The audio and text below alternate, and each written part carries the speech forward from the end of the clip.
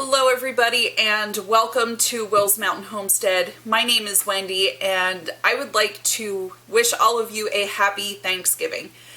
Today I would like to take you upstairs into the kitchen with me and show you how to use your whole turkey. Now a lot of you think when you cook a turkey you just take the meat, freeze it, distribute it to whatever family members want it, and then you throw the carcass away. Well, today I'm going to show you how to use that carcass and we're going to take those bones and we're going to make a delicious turkey stock or bone broth. And really the only difference is the cook time with it. We're going to try and cook ours for at least 12 to 13 hours in our roaster, which then considers it to be more of a bone broth at that point.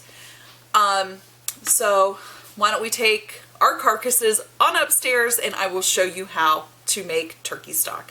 Let's go.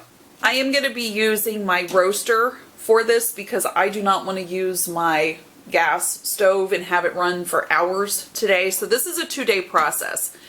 So we're going to cook this all down today and then we're going to refrigerate it overnight. I have 2 bags of bones from last year's turkey that were in my freezer. Woohoo! We're still cleaning out that freezer. So we're going to put these right into the roaster.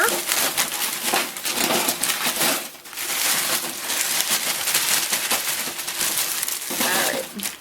Along with our turkey, I have carrots, celery, onions, some black peppercorn, and 2 bay leaves. And I also put a splash of apple cider vinegar in this as well. And if you want to add salt, that's fine. Go ahead and do that. I do not. So what we're going to do next is then fill up our roaster with some water. My roaster is almost filled. I left a little bit of room at the top so that when it gets hot and if it starts to boil, it's not going to come out over the sides. So we're going to turn this on to about 300. It will reduce the amount of liquid in there. The meat that's left on the turkey bones will come off and all of those flavors will come together and make a delicious stock. This has been cooking for 12 hours and what we're going to do is take all of the pieces of meat and vegetables out, pour all of the broth into the strainer to catch all of the meat and the debris, and then we're going to put this in the fridge for overnight. Alright, so I just took this out of the refrigerator and you can see how it looks pretty putrid right now, and that's okay. The reason for putting it in the fridge overnight, as you can see right here, this is the fat, and we need to skim that fat off. And you want to do that because it can prevent your jars from sealing, and it can also prevent the broth from reaching a safe level of temperature to can it. So it's important that we skim off all of this fat. So I always use a bowl, get a bowl, and then just get in here with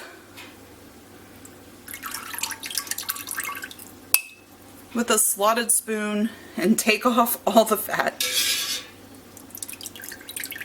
And it is pretty gross. Now I'm going to be doing most of my canning of this broth in quart jars, and this does need to be pressure canned. So what we're doing is we're heating up our jars in the oven right now, so that the way that they are nice and hot whenever it comes time to pour the broth in. Alright, so this is all of the fat that we pulled off of our turkey. So we're going to be discarding this. Bring your pot of bone broth or stock up to a boil at this point because we want it rolling boil. I've just taken my jars out of the oven and they are very hot to the touch.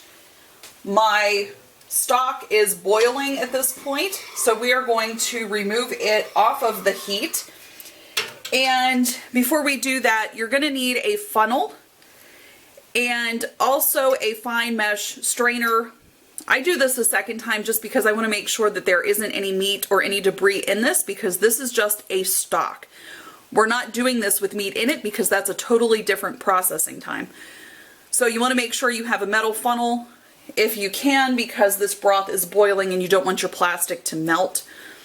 So you're going to put your funnel on and then just lay your strainer right over top as you pour your broth down in. And you're looking for a 1 inch of headspace. Now the color of this is going to depend, and it's going to be different each and every time you do it, depending on how long you cooked it, what vegetables you used, how much water you had. And you'll notice there's not a whole lot of sediment that's left in the bottom of this strainer, but like I said before, we want to make sure that there's no meat that gets into these jars. Once your jars are filled, take your debubbling tool that you are going to use and go around the sides. I know it's liquid, but you still want to make sure that you've got all of the air pockets out if there are any in there. It smells so good, you guys. I wish you could smell this through your TV.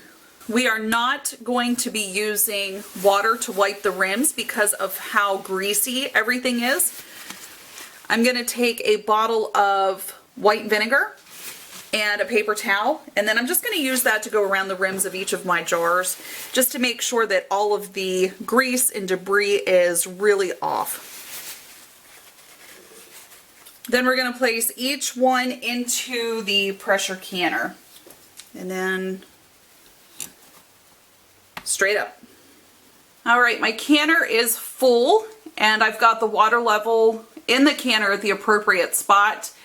So we are going to set our lid on, and then once it has vented for 10 minutes, we're going to do this at 10 pounds of pressure for 25 minutes.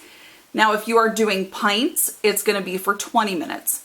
My altitude is higher than 1,000 feet, so I need to use my weights at 15 pounds.